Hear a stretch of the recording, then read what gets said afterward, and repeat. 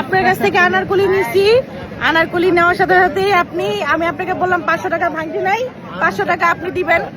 আপনি সাথে সাথে ভাঙতি টাকা দিলেন, আমি আপনাকে টাকা দিয়ে দিচ্ছি। আমি আপনাকে কেন কোরআন শরীফ ধরাতে যাবো? আমি কক্সবাজারে আসছি, আমার ব্যাগের ভিতরে কি 1 টাকা 2 টাকা লাখ টাকাও আছে, তাহলে আমি কিভাবে বুঝবো যে আপনাকে দিচ্ছি নাকি দিই নাই?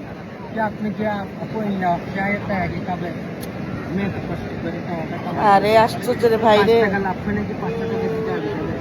আপনাকে আমি ব্যাগ থেকে নিজের হাতে টাকা দিলাম, আমার মনে হইলো আপনি আমাকে তারপরে ভাঙতি টাকা ফেরত দিলেন।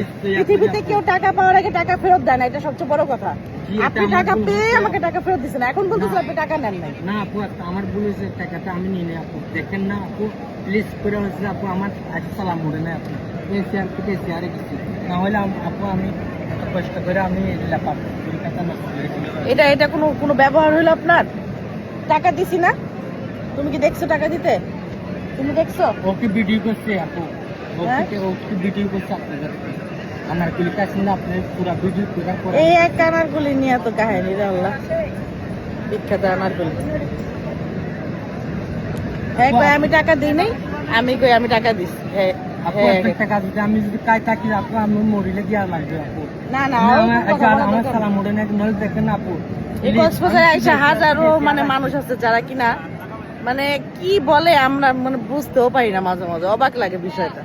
টাকা ব্যাগ থেকে বের করে দিলাম, সেই টাকা নিয়ে বলতেছে টাকা ফেরত দিছে সে। 10 মিনিট পরে আইসা বলতেছে টাকা বলে আমি দিই না।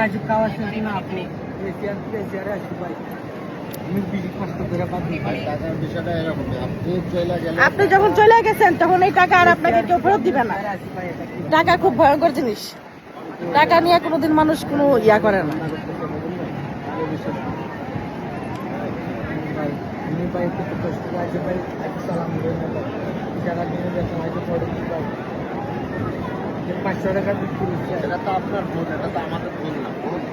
আমাদের ভুল নাই, ভুল হয়ে থাকলে আপনারই হয়েছে। টাকা নিল আপনার ভুল, টাকা না নিলেও আপনার ভুল। আমরা আপনাকে বলছি ভাঙতি দিবেন, আপনি ভাঙতি দিয়ে টাকা নিয়ে গেছেন।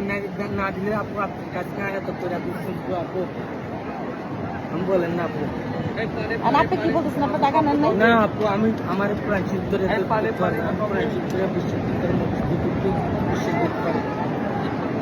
আপনি কোরআন শরীফ ধরবেন। আমি 500 টাকা লাই এত বড় সঙ্গীত না আমার থেকে কালকে শোনেন, এই যে আমরা বেড়াতে আসছি, আপনারা যদি এরকম ভুলভাল করেন তাহলে এরকম পর্যটকরা বিভ্রান্ত হয়। ঠিক আছে, টাকাও বড় কথা না, আবার টাকাই অনেক কিছু। বিভ্রান্ত করবেন না, টাকা নিবেন তারপর টাকা ফেরত দিবেন, বা টাকা নিয়ে তারপর যাবেন। আপনি আর এরকম ভুল কখনো করবেন না। আমি জানি না যে আপনি আমাকে টাকা নিছেন নাকি নেন নাই, আমার মন মাথায় নেই, কারণ আমরা হাজার একজন খাবার খাইতেছি, টাকা দিতেছি নিতেছি, আমাদের মাথায় কাজ করতেছে না।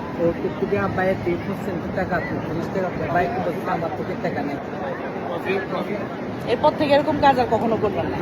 আর কোরআন শরীফ ধরার কথা কখনো বলবেন না, কোরআন শরীফ ধরে এত কসম কাটা ভালো না। ঠিক আছে, আপনার টাকা আপনাকে দিয়ে দিচ্ছি, সেটা হচ্ছে বড় কথা। এটা এখন আমার নিজেরও মনে নাই যে আমি আপনাকে টাকা দিছি কিনা। আপনি বলতেছেন একটু দেখেন, চেক করে, এখানে অনেক টাকা আছে, আমার বোঝার কোনো উপায় নাই যে টাকা আপনাকে দিছি নাকি। ঠিক আছে, এই টাকাটা বুঝা পাইছেন? ধন্যবাদ।